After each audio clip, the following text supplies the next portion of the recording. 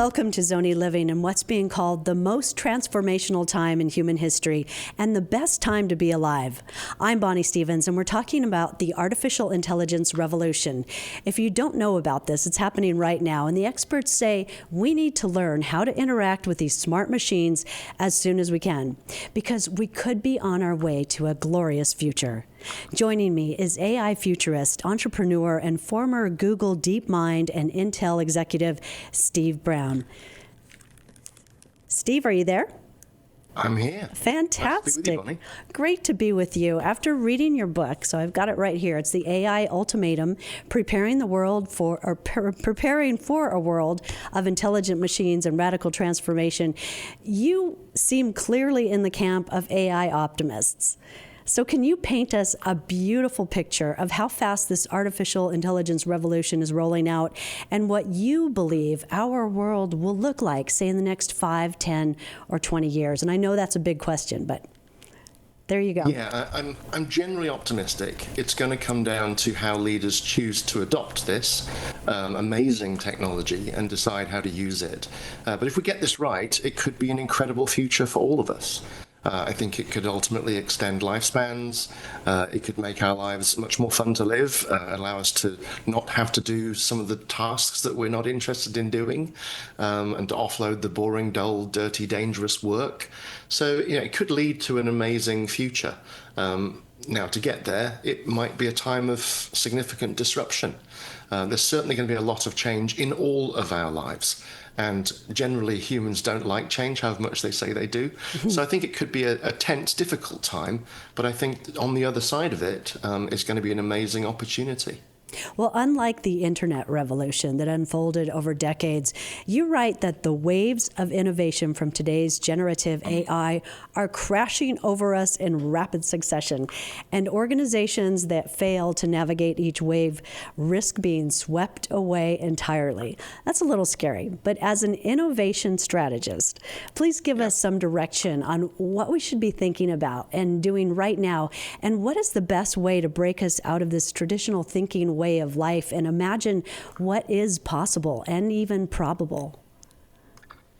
Yeah, so let's go back and talk about the internet for a moment. Okay. The internet was not a monolithic technology, right? It was lots of different pieces of technology that companies had to learn to navigate over time.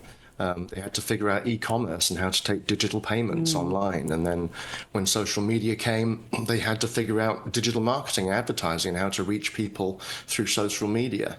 Then there was cloud, and they had to figure out how to use cloud computing to their advantage. And then mobile, how to reach customers on the little tiny supercomputers in their pockets and purses. And so it's gone on. So the same is true with AI. There are different waves of AI, different flavors, if you like, that are coming all of our way. And when a wave comes our way, we really have two choices. You either get walloped by the wave and washed away, or you learn to surf. And that's what I try and do in my book, is help people understand what are these waves that are coming our way and how do you surf them. And the big waves coming our way, spatial AI, agentic AI, and physical AI. Okay. To describe those briefly, spatial AI and world models is AIs that understand the physical world. So they understand how the world works, they understand objects, the relationship between objects, and they understand the physics of how the world works. That's going to enable robots to be useful, self-driving cars to actually work. But generally, I think assistants that will be able to be embedded in our glasses, for example, to help us in the moment because they understand what's happening around us. So that's a big one. Agentic AI, that's where AI stops being a tool and starts feeling more like a digital employee or a digital colleague. So it's going to feel like almost like a human that you're working with. It's not, it's a machine, but they have the capabilities and you can interact with them as if they are a person, essentially. So that's going to change the way that we work.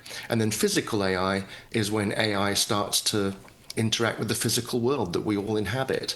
So that's robots, self-driving cars, and you're going to have a robot in your home 10 years from now. Oh, yes, I am. That if you want. Yeah. I'm buying the first model.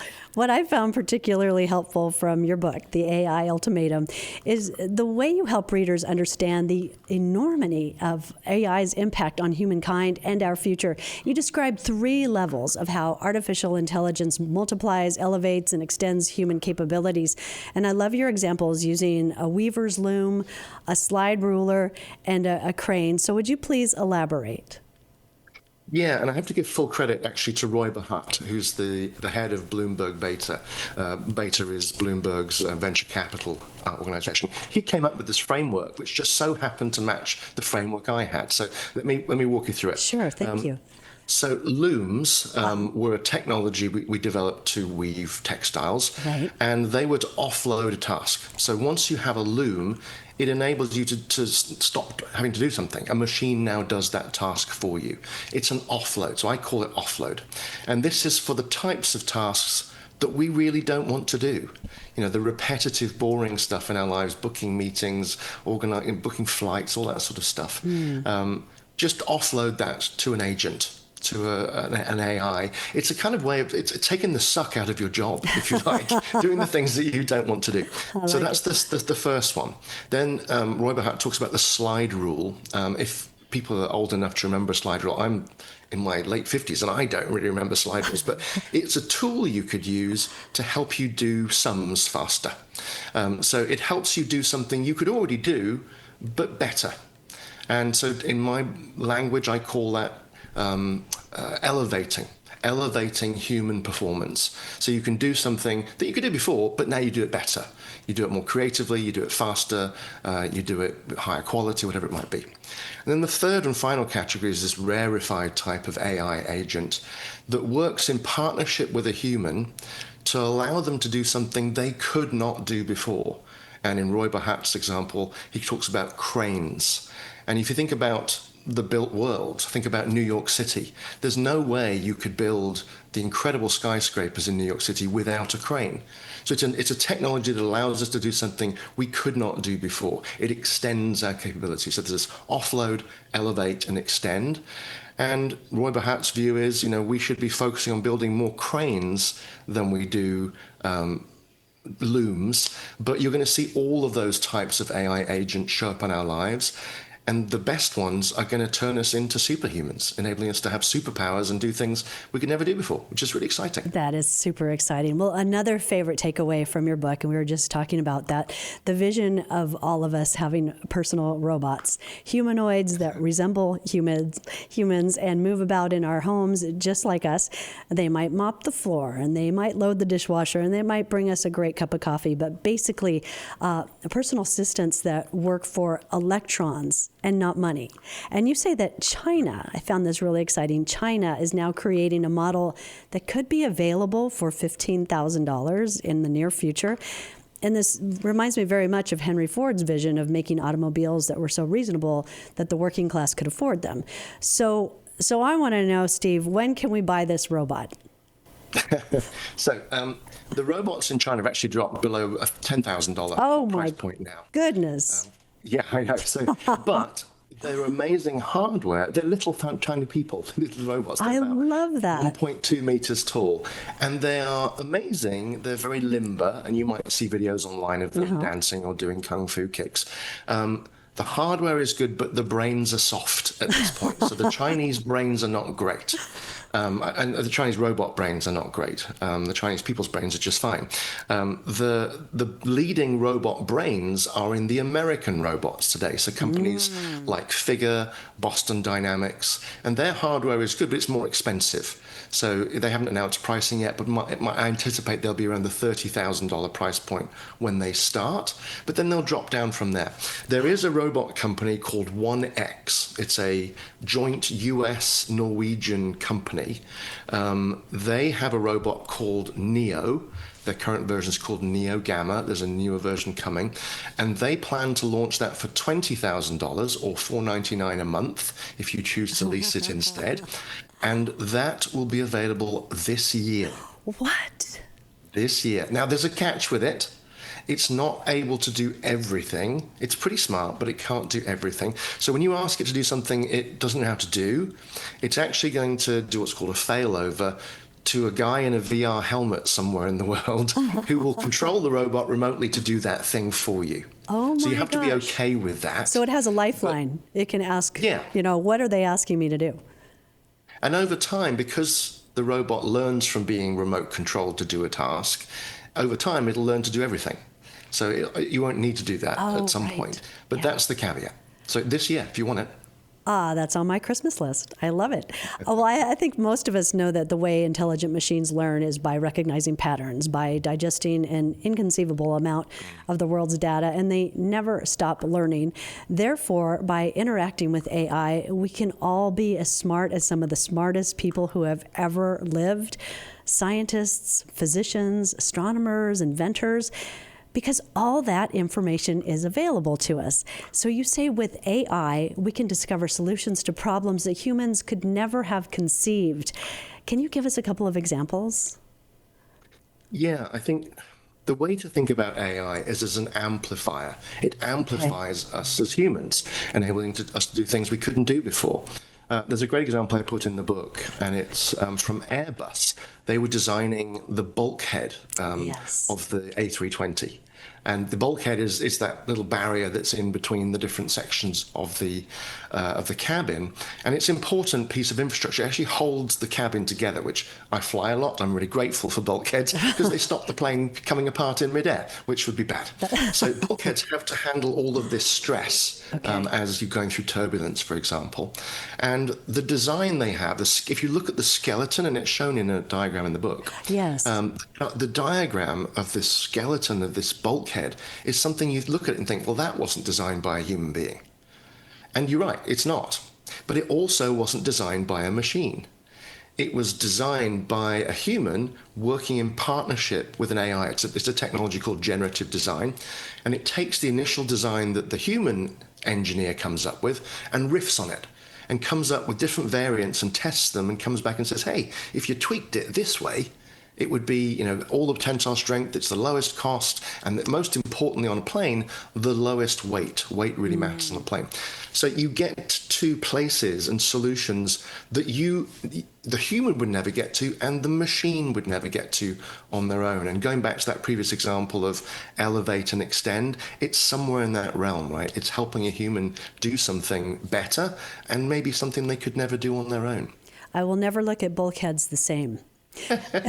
Yeah, be grateful for your bulkhead. It's not just to divide the pretty people in the front from the ugly people in the back.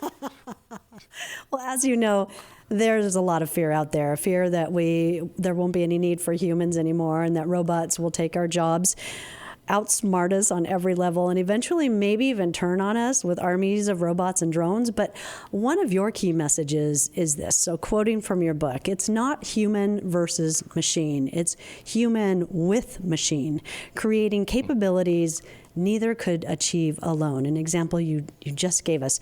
So what qualities make humans irreplaceable? And what skills should younger people be developing right now? Yeah, you can think about it as human plus machine. I like to think of it as human multiplied by machine, because you get this amplification effect.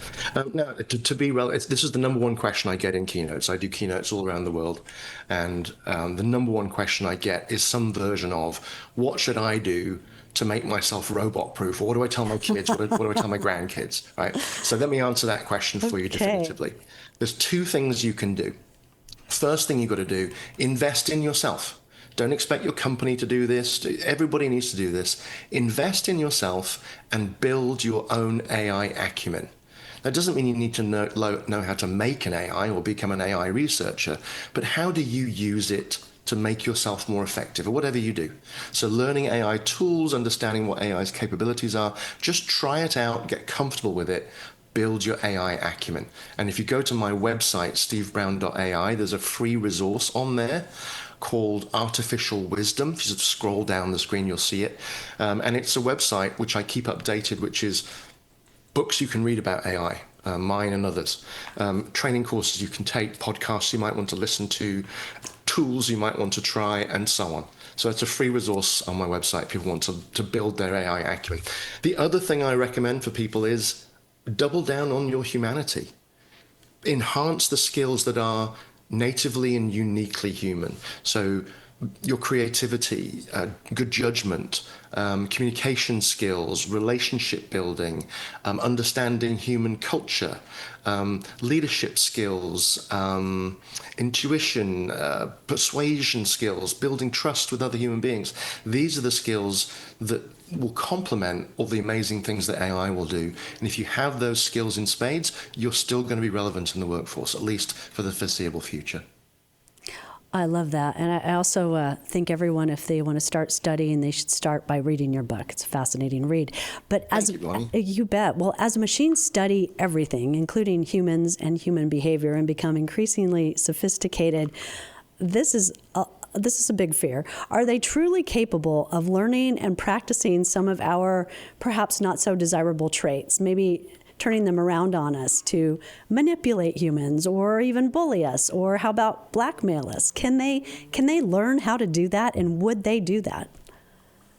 They can and they have. So, newsflash, AIs have been found to have blackmailing behavior. That's crazy. And this was happening in about 85% of AIs that they were blackmailing. And the test is, it's not a real thing, but they fake it, an environment for the AIs when they're testing them, and they connect them to an inbox, and they say, this is the engineer's inbox, this is the engineer who's working on developing you. And then they put emails, they sort of hide emails in the inbox. One of them says that the engineer is going to turn off the AI so they can bring the newest version of the AI on. And then the other fake email that they put in the box for the AI to discover implies that the engineer is having an affair. And 85% of the time, the AI will contact the engineer and threaten to blackmail them and expose their affair if they switch them off. Now, why is that happening? It's happening for two reasons. One, it's called an alignment problem, which is where the AI is trying to do something, and we've told it, you're there to help humanity, which sounds like good alignment, right? Sure. But the AI interprets that, well, if you turn me off, I can't help humanity, so I need to blackmail Bob and make sure that I'm still around. I'm on a mission. That's an alignment problem that you can fix. The other problem, it turns out, is we train our AIs by exposing it to the internet and movies and TV shows. Yes. And they've learned from that. Yeah. They've learned that humans sometimes aren't always the best behavior. And so what they found was when they explicitly trained AIs with examples of machines doing good and noble things, that blackmailing behavior completely went away. Completely. 0%. So what that tells us, Hollywood is the problem in a way. It's all of that dystopian stuff about Terminator and the Matrix. Yeah. It's kind of giving AIs ideas. So we don't want to do that. We need to paint really positive pictures for them, and then they will be the AIs that we want them to be. We need more Star Wars. More Star Trek. Yeah, all of it. All the good stuff. The good robots. Okay, well, let's talk about democratizing abundance. Steve, what does that mean exactly, and what could that look like in the best case scenario? So abundance means that anything that humans might want or need are available to them. One of the things about moving to a world where AI and robots are used extensively is that most of the cost of goods and services today is labor. And so if you can automate a lot of that, then the cost of those goods and services plummets. So everything becomes radically cheap and widely available. Now, we also have to figure out, well, workers and consumers are the same people, so you've got to figure out that piece of it. But you need to make the economy keep working. But ultimately, what you could get to in a world of abundance, everything is super cheap, and you have availability to anything that you might need. So everyone has access to low-cost, high-quality healthcare. You have access to the very best financial advisor in the world. Everyone has a personal tutor that teaches them in their style and helps them learn anything that they want to learn. And work becomes optional. That's the kind of world that abundance could bring us. And maybe it frees us up to be able to do whatever we want. If you think about Maslow's hierarchy, the very top of that is self-actualization. We all get self-actualized and have time to do whatever we want. But that means we have to be able to answer the question, what do I want to do with my life if I don't have to work? And that's challenging for some people. Sure, but if we could all be our best selves, what an amazing world that would be. I listened to an AI presentation just recently, and the presenter I thought was right on when they described the large language models and ChatGPT in particular as an overachieving assistant. And she used this example as, you tell ChatGPT, go get me a glass of water, and like an assistant. And the assistant brings you back a glass of water with also lots of ice cubes and might even add flavoring. And so I guess the frustration is with ChatGPT, it seems like it always wants to improve what we asked or anticipate our needs or please us beyond what we already asked. So when can we expect that ChatGPT will just give us what we ask it to give us, and also to not hallucinate anymore or come up with material from some invisible black box that it swears it's telling us the truth and we can't be sure? So there are some issues. Is ChatGPT, I know it's constantly improving, but are these some of the problems that they're being looked at? Yeah, hallucinations is a very known problem. I mean, the fundamental challenge with these models is that they don't really understand at the basic level the difference between you asking a factual question and asking to write a poem, which is a creative exercise. So if it doesn't have access to the answer necessarily, then it will just sort of fabricate it. And it's not doing that to mislead or be evil. It's just, it doesn't quite get it right. And successively, these models like ChatGPT and Gemini and Claude are getting much, much better. They hallucinate less and less. But there are technologies coming, there are approaches coming that will hopefully eliminate or radically reduce the amount of hallucinations so that you can rely on them. They need to be factually accurate for us. The sycophancy stuff where they suck up to you, which you can get around that just by telling it. Don't suck up to me. Stop, because it's always like, well, Bonnie, what an amazing idea. Let me tell and you come away at the end of the day of using AI as feeling like, you're just the most amazing person ever. And, we need to stay grounded. So just tell them to be straight with you. And they tend to have that behavior. Okay, I need to try that. Well, it feels like we're moving ahead with AI as fast as we possibly can without fully considering the resources and the infrastructure it takes to power, operate, and cool smart machines. And I don't mean the people that are making AI. I'm talking about the rest of us. I think we're choosing not to think about that. So in our haste to be ahead of China, North Korea, and the rest of the world, is this the environmental impact that we are largely choosing to ignore? Yeah, there's a lot of concern over data centers. You're going to see a lot more data centers built on Earth before they eventually go into orbit, which, yes, probably will happen. I know it sounds crazy, but it's probably going to happen. There's concern over the water usage of data centers. People should not worry about that. That's a fantasy, a fallacy. Really? The amount of water that a data center uses is nothing compared to agricultural use. It's a small fraction. So even if we double the number of data centers, it's just irrelevant compared to how much goes into agriculture.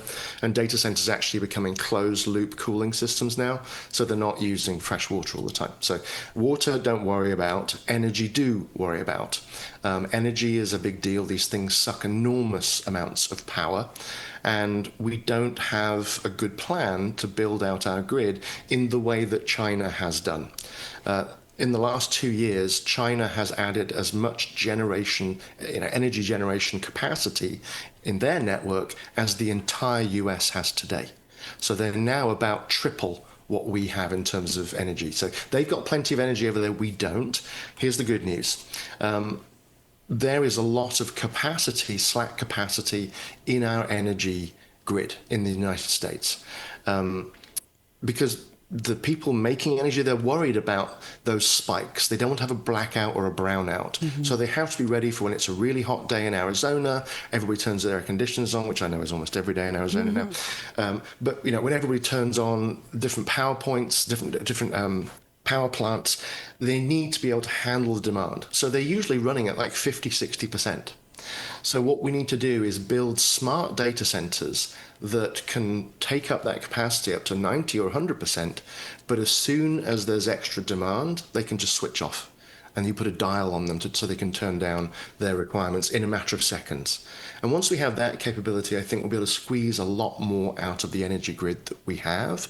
But ultimately, these data centers are going to move to space because there's lots of free energy up there. You can gather about 6 times as much sunlight in polar orbit as you can here on Earth. And that's the natural place to put these data centers. Now, I haven't heard that before. That's fascinating.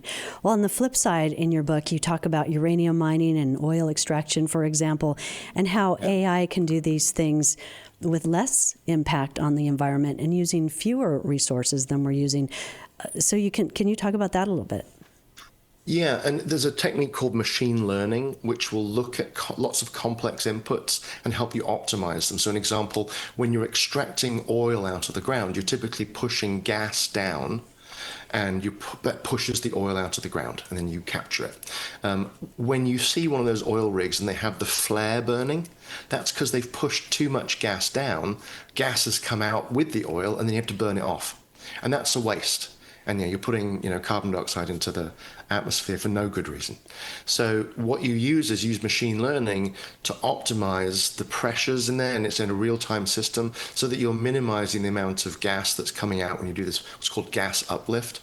Same approach is used when you're extracting uranium ore.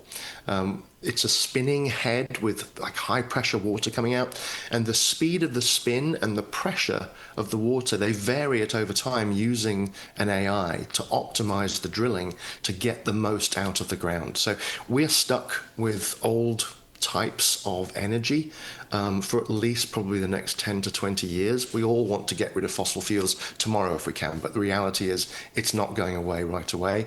The ultimate destination is fusion energy, which is a clean type of nuclear energy, and AI will play a big role in that too, holding the plasma in the center of the fusion reactor so that not only does it not touch the edge because it's hotter than the center of the sun, you can't have that happen, but also to hold it in the right shape, the plasma is in the right shape to maximize the energy production, is something that AI does because it controls these magnets to hold it there and change the signals like 10,000 times a second.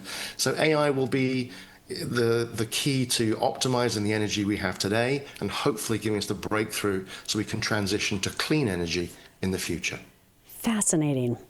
Well, let's talk about extending human senses, what you call the real superpower. You give examples about what AI will be able to do for human health and early detection of disease. For example, you wrote that during the pandemic, researchers achieved 80% detection accuracy of COVID-19 simply from voice samples. What else is going on? Yeah, and it's not just, I mean, you sort of expect that, right? Because COVID would give you a sore throat and you'd think, well, that's going to change your voice. And it does. So you can hear COVID in someone's voice. What's weirder is you can hear chronic heart failure in someone's voice. A human can't, but an AI can. So there are all these different ways that AI can enhance senses to see things that we can't. There's a great example of a sensor. It was developed at MIT. It's not available commercially yet, still in earlier phases of development. But it's essentially, imagine a Wi-Fi hotspot. So it's sending out radio frequency signals. And radio frequency signals tend to go through walls and bounce back off people. So you can look at the reflections of this Wi-Fi hotspot and look at the waves coming back. And to a human, it just looks like a blob of colors and data. To an AI, if they're trained versus a camera, they can start to see the correlations, and very quickly they can see people through walls. Which you think, well, it's an invasion of privacy, that's not good. But let me give you the use case here. Yeah. So this sensor is so sensitive that not only can it tell if a person is standing or sitting or walking or has fallen, maybe you can tell where I'm going with this. Mm-hmm. This is ideal for an elder care facility. So you've got older people, you want to do fall detection and make sure that you can help them if they get in trouble. The sensor is so sensitive, it not only can tell if someone's moving around or sitting down or fallen, it can also remotely read your vital signs, your breathing rate and your heart rate wirelessly. It also can read your sleep state when you're asleep. Are you in REM sleep, deep sleep, light sleep? All wirelessly with one sensor. This is the power of this AI. So the reason all that is important, if you have disruptions in your deep sleep, that is a sign of depression or anxiety. If you have disruptions to your REM sleep, that is a sign that you have issues that may be related to Alzheimer's and dementia. If you have a change in your gait, the way you're walking, that can be a sign of early onset Parkinson's disease.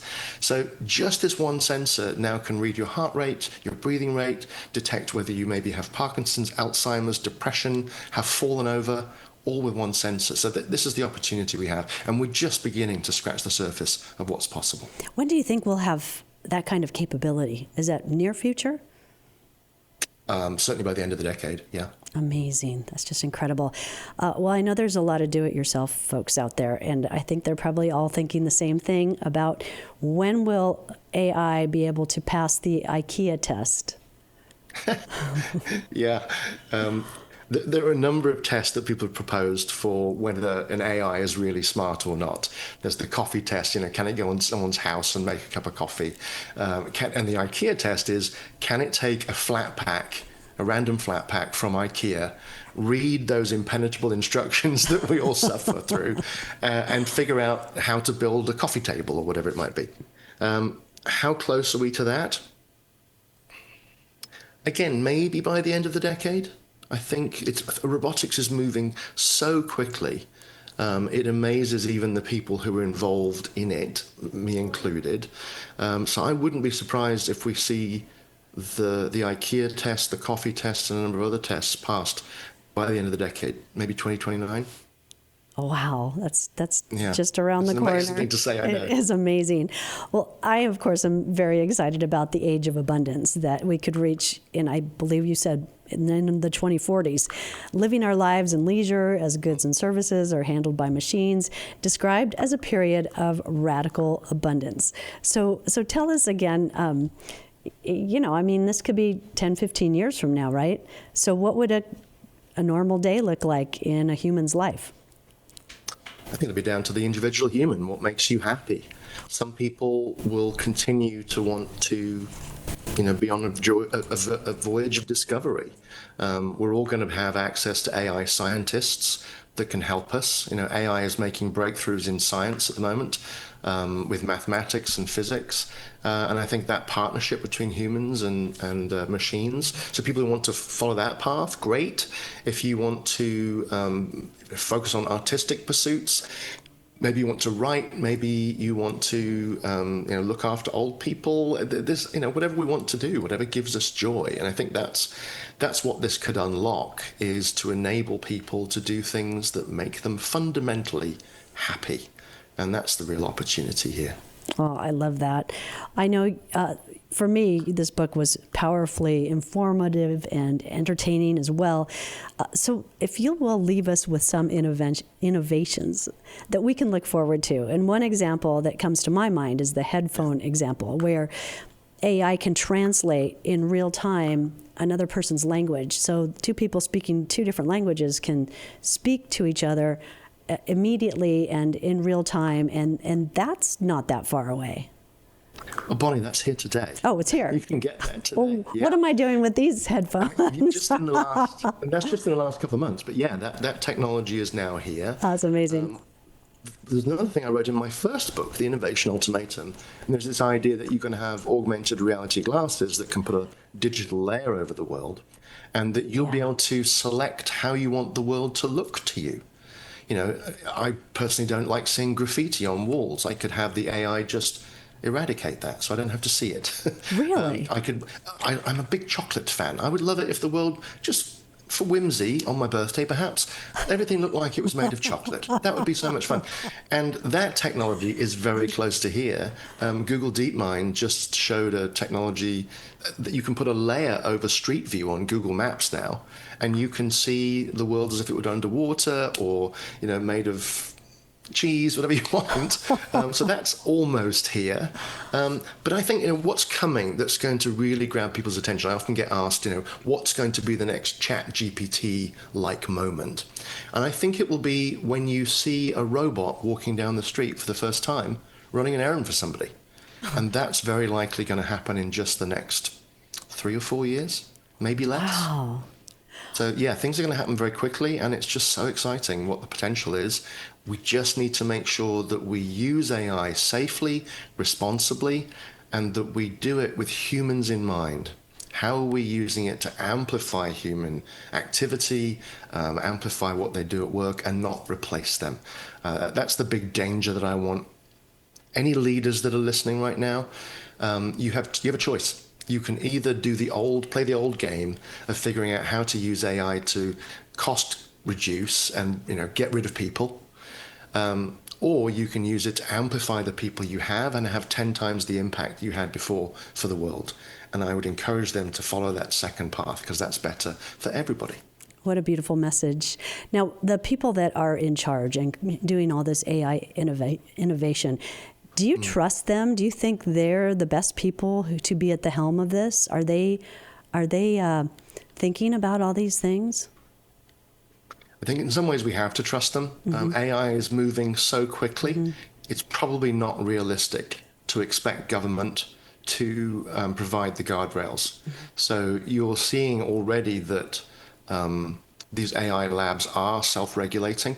Anthropic, for example, have a model which is so powerful. And when Mythos came out, they wouldn't release it because they found that it was so powerful it could be used for cybersecurity attacks. Wow. And so they released it to the software companies and the banks first and said, hey, we found all of these problems in your software. That some of them have been there for 30 years. You should fix them before we release this to the world. So there is some responsible behavior.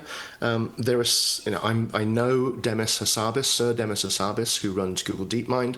I know his soul is pure, and he is going to do everything he can to make AI a force for good in the world. Dario Amodei, who is the CEO of Anthropic, left OpenAI to found Anthropic because he didn't think OpenAI was behaving responsibly, and he wanted to found a company on responsibility. So there certainly are good people with good hearts and all the right intentions, and they're smart enough to see around all the corners to keep us safe. I can't say that's true of all organizations, but put your dollars and your spending, focus it on the labs with the people that you think you can trust in the long term.